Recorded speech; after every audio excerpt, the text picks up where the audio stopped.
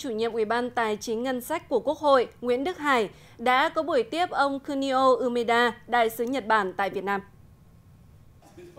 Tại buổi tiếp, Chủ nhiệm Ủy ban Tài chính Ngân sách của Quốc hội Nguyễn Đức Hải khẳng định quan điểm của Đảng, Nhà nước Việt Nam luôn coi trọng mối quan hệ chiến lược Việt Nam-Nhật Bản, trong đó có sự viện trợ và các nguồn lực đầu tư từ phía Nhật Bản, đồng thời bày tỏ mong muốn chính phủ Nhật Bản sẽ tiếp tục tạo điều kiện thuận lợi nhất để thúc đẩy hợp tác giữa các doanh nghiệp của hai nước.